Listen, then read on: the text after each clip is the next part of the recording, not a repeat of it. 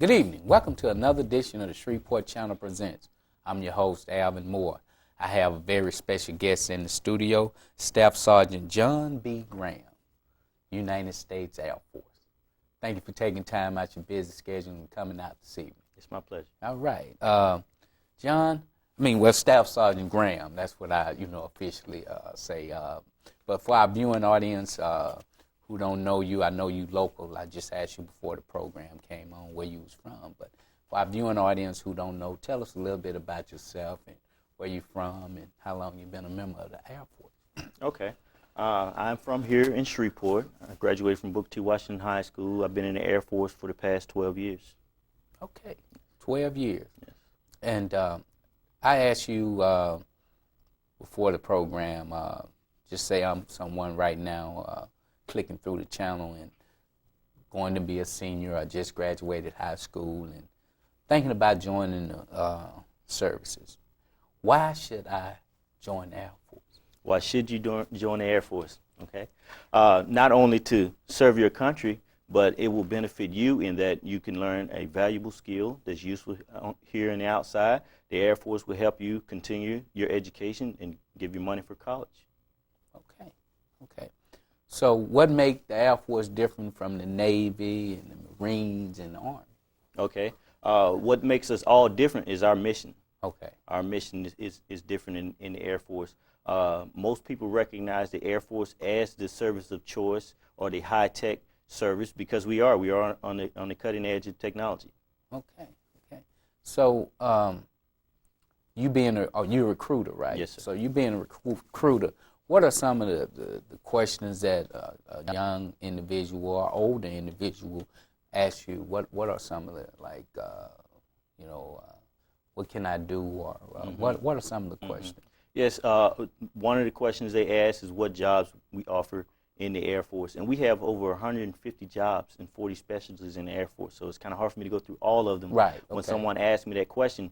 So to generalize it, we have mechanical fields, we have administrative personnel, we also have medical personnel, security forces, and we have electronics jobs, to name a few. Okay. So just say I come and talk to you. What are some of the requirements to become a member of the United States Air Force? Some of the requirements are you must be a high school graduate, you must be of good moral character, and you must be of good physical conditioning, or fair physical conditioning. So do you have to be 18, 17? You can be 17 with your parents' permission to join. Okay. Yes, and the age requirements are from 17 to 27. 27. Yes, so sir. you can't join after 27. Well, we'd have to look at whether your prior service and what your criteria are if you're older than 27 years old. Okay. So if I join, come and talk to you, is there a test? Yes, there is. It's called the Armed Services Vocational Aptitude Battery that you must take in order to be eligible to join the Air Force. Yes. Okay. And the minimum requirements on that test is a 40 for the Air Force. It's slightly higher than the other services. Okay. So I make a 40, and so I want to come back to Barksdale Air Force Base. You told me about a little story before we started taping.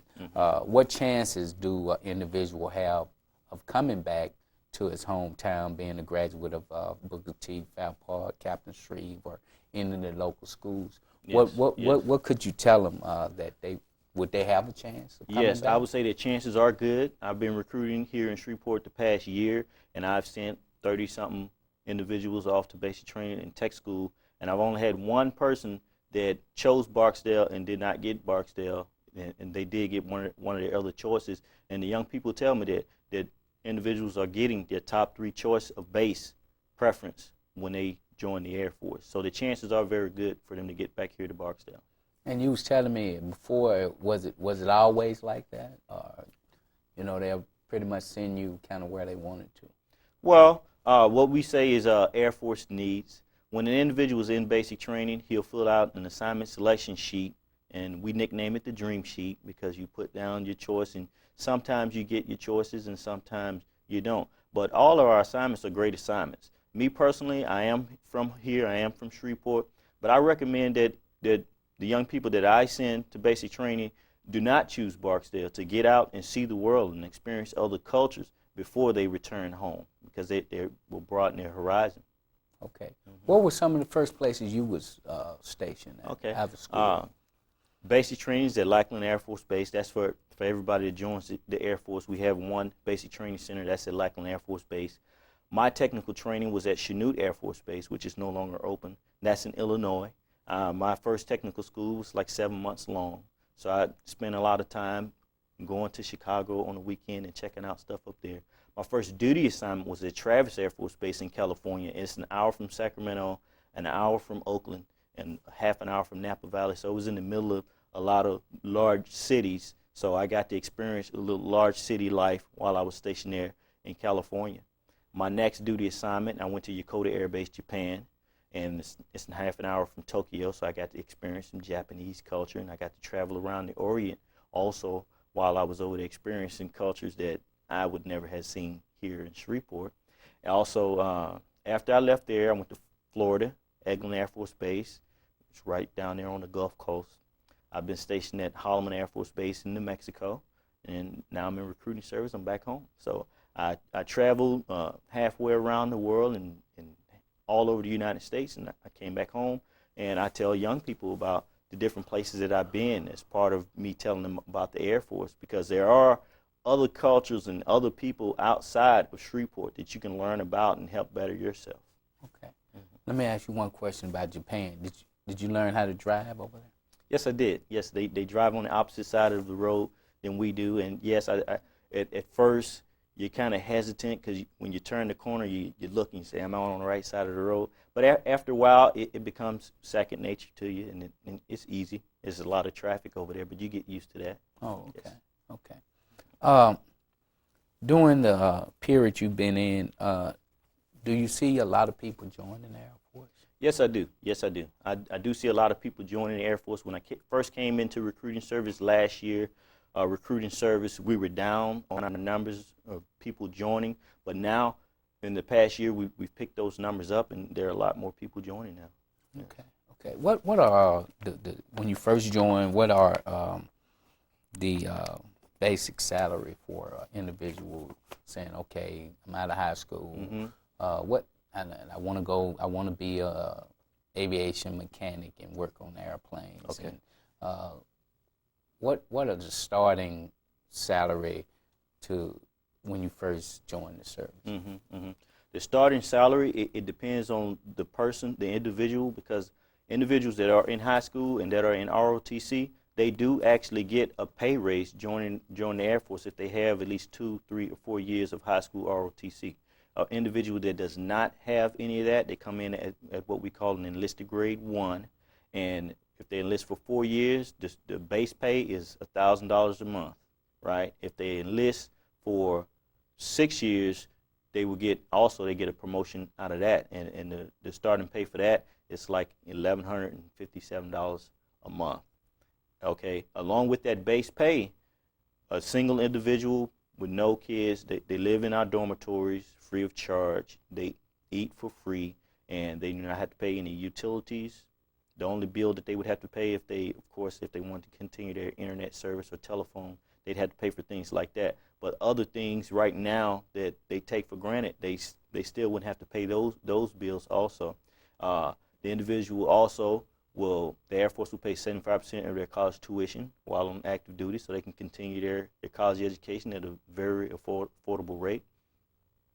The promotion system are so that their first 3 years in the Air Force, they are going to be promoted at least 2 pay grades.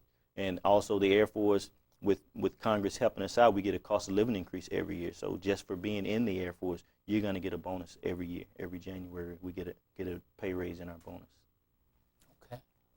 That's what my next question was going to be about the college program. If you join, how do that work? With the college. I mean, I see that, the commercial always say, you could still continue your college education. I mean, someone who listening to the program now might not know what all they need to do to continue that and join the Air Force. All right. The way they do it, they join the Air Force. they go off to basic training. Everyone that completes basic training, they're automatically enrolled in the Community College of the Air Force. The Community College of the Air Force is accredited by the Southern Association of Colleges and Schools, same association that accredits Southern and Grambling and so forth, right? They're automatically enrolled in that upon completion of basic training. Then they go to technical training. Everyone who completes basic training goes to technical training. Those schools that they study in technical training are college accredited. So if it be avionics mechanic, they receive their technical credits toward that degree, a degree in avionics, right? Okay. When they get to their first duty assignment, they have to complete what's called a career development course for their job. It's a correspondence course that they have to complete for their job. That is college accredited. When they complete that, then they can start taking college courses at a local university or by correspondence or by internet or by video. As long as the school is accredited, the Air Force will pay 75% of that tuition. Okay, okay. So I'm going to give our viewing audience a chance to get a pencil and a pen. We only have 1 minute left in this half of the program, but if it's someone who wanted to get in contact with you, what is a phone number they can call to get more information? I know in our 30-minute program, we won't be able to get everything out, but if it's a number that they almost at the edge of joining the Army, but you want to save them to come to the Air Force, what is the number they can call? Okay, the number is 687-4174. Okay, once again? 687-4174. Okay. On that note, we're going to take a short break, and we'll be right back in 2 minutes.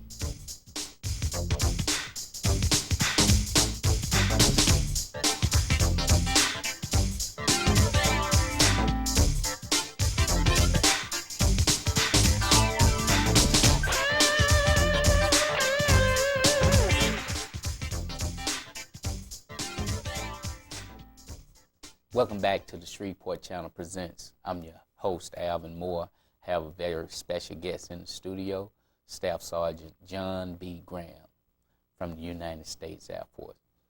Staff Sergeant Graham, thank you again for coming out on the program and spending a little time with us this evening. First of all, I'm going to let you get your pencil and pen, and Staff Sergeant Graham going to give that number out a few times if you want more information about the Air Force, school, or anything like that. Staff Sergeant Graham, for our viewing audience who missed the first half of the program, tell us a little bit about yourself and tell them that you're a local graduate from here. Okay. I'm Staff Sergeant Graham, United States Air Force. I've been in the Air Force for 12 years. I am from Shreveport, graduated from Booker T. Washington High School. Okay, okay. So during the break, me and you was talking a little bit about what are you doing to target local teens? Do you go to different schools, or how do you do your thing? Yes, I do go to the local schools. I have half the schools here in Caddo Parish, so I do get into the schools and I talk to the ROTC classes and let them know about the education opportunities and the pay benefits of joining the Air Force. I also like to get into other classes. My background being in avionics, I like to get into the physics classes and not necessarily talk about the Air Force, but just get in there and teach a class to let them know that I have a valuable skill that I can use on here on the outside, and they also can come into the Air Force and learn a valuable skill that they can use in the civilian world. Okay.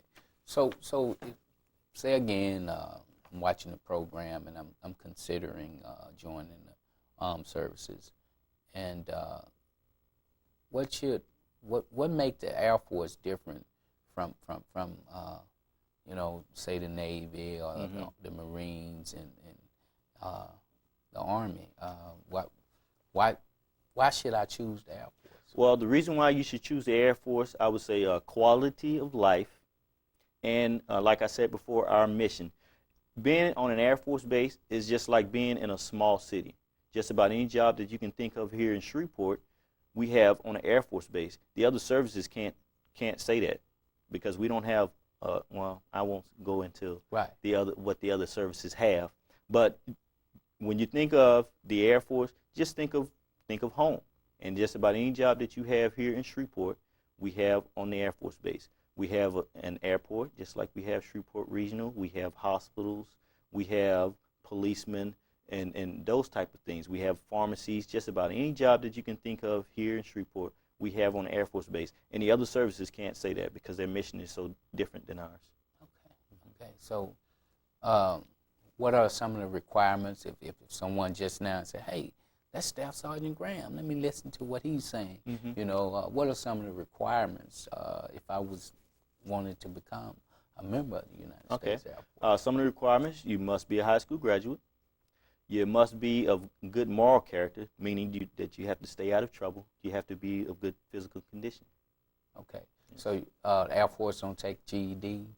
The Air Force takes less than 1% of the enlisted force with GEDs, which means that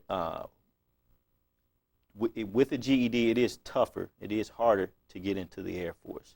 I won't necessarily turn the GED away. They do have to score higher on the test, and we have to be accepting GEDs for them to enlist. We don't take GEDs every day because we accept, like I said, less than 1% of the enlisted force with GEDs. So this year our goal is 34,000 enlistees. Less than 1% of that are GED.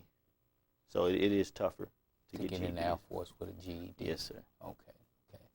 Once again, let's talk a little bit about you know, the college program. You know, I know it's a lot of ads and a lot of people, you know, our services running those ads, doing a lot of advertisement, trying to get an individual to join their branch. So I joined the Air Force out of high school, go to boot camp, like you said. What happens then? Okay. Like I was saying before, everyone that completes basic training is automatically enrolled into the Community College of the Air Force. The Community College of the Air Force is an accredited association. It's accredited by the Southern Association of Colleges and Schools. When they complete their technical training is also college accredited. When they complete their technical training, they go to their first duty assignment and they complete what's called a career development course, which is also college accredited. So basically, when a person joins, by the time a person joins and they complete their technical training, they already have a year of college accredited towards a college degree. Because like I said, basic training itself is accredited for the physical conditioning that they have. You know, when you go to college, you have to have a physical fitness class. Well, basic training knocks those credits out. The technical training will knock out your technical credits for it, be it an avionics job, be it law enforcement. Your technical school will knock out the technical credits for that job. So you already have 30 credits or more when you complete your technical training. You go to your first duty assignment, you complete your career development course, you get your what's called a 5 skill level, and you have more college credits, right? And the Air Force, like I said before, pays 75% of your tuition while on active duty. So when you complete your career development course, you can take a class at a local college, you know, via in the class or by video or by internet. As long as it's accredited, the Air Force will pay 75% of the tuition. Also, for individuals that already have some college and they didn't have the monies to go back, or at the time the situation just wasn't right, the Air Force, we have a loan repayment plan right now. We will repay up to $10,000 of student loans for individuals that have gone to college and they want to join the Air Force, but they say they have this debt out here that they want to take care of. The Air Force will take care of that debt. Wow. Okay. That just blew me away. So if I'm was in the prior, say, Navy, and I wanted to join the Air Force, yes. Do the Air Force accept previous if you was in another branch? Currently, we do have a prior service program that's open to all branches of the military. What you would have to do is you would have to bring me your DD Form 214. It has your re-enlistment code on it, and I send that up to my people in my operations at my squadron.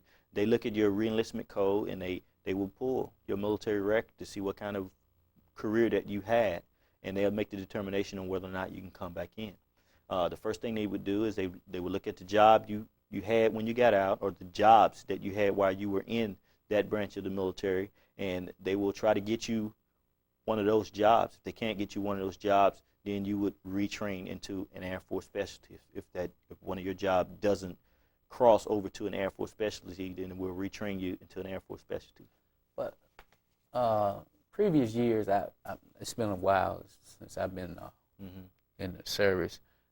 I didn't think that someone might have told me. That's why I'm asking you that they wouldn't take prize. It opens and closes Oh, at different okay. times of the year, and in different years we accept prize service. Because before I joined the Air Force, I was in the Army myself. You notice my Army service ribbon here. So at different times, because people have also said that to me before I came into recruiting, I heard that, but I knew from my own personal experience that at certain times the Air Force do accept prize service from other branches of the military. So you have to go through the Air Force boot camp and all that. Depending on the number of years that you've had in the other branch. If you've already completed 4 years, then you wouldn't have to go back through Air Force basic training. You usually go through your technical school and on to your duty assignment. Okay. So I wanted to ask you a question. Does the Air Force have minority recruiting goals? Do they? Individual recruiters like myself do not have minority recruiting goals, but it is tracked at the squadron and at the group level, the number of minorities that we're putting into the Air Force, because the Air Force want our force to be a cross-section of society. We have minorities in society, so we do want minorities to have the same opportunities in the Air Force. Okay. So is it harder for a lady or a young lady to get in the Air Force than it is in the other branch? No. As long as the young lady meet the requirements of the Air Force, she can join the Air Force. We don't discriminate against ladies, against females. We have a lot of jobs that females can do any job in the Air Force that a male can do, with the exception of combat control and pararescue, because those are considered combat related. But any other job, females can be pilots. We have female pilots. We have female doctors, nurses. We have female avionics technicians that I've worked alongside. Female mechanics. We have female security forces. So they're not limited on the wide scope of jobs that we have in the Air Force. Okay. I just didn't want to leave them out. They've been like, okay, well, he didn't say that they do that. So I know I had a chance to give them the chance to get a pencil and a pen at the beginning of the program. What is the number that they can call? Okay. The number you can call if you want more information is 687-4174. Also, my office is right down on Mansfield Road, 9038 Mansfield Road. You can stop in if you want to ask me more questions about what you heard here on the program today. Okay. We have about 2 minutes left in the program, and is there anything that you would like to say to our viewing audience to try to get them to join the Air Force? Okay. If you're interested in the Air Force, or if you're still in the curious stage, to prepare for the Air Force, I encourage, if you're still in high school, to stay in school and graduate. Take all the tough courses. Stay out of trouble. Don't be involved in any drugs or anything like that. And start with your physical conditioning, so you'll be prepared for the basic training. We'll get that phone number one more time. Okay. Phone number is 687-4174. Okay. Once again, I'd like to thank Staff Sergeant Graham for coming out to the program. But I wanted the viewing audience who might have missed the first half to say that, if I join and I'm out of high school or finishing college, that I would have a chance if I wanted to come back to Boxdale and be home. It's possible. It is possible. It is possible. Okay. And you do go through the schools periodically during the year to recruit individuals. Okay. On that note, we'll see you next week on the Shreveport Channel Presents.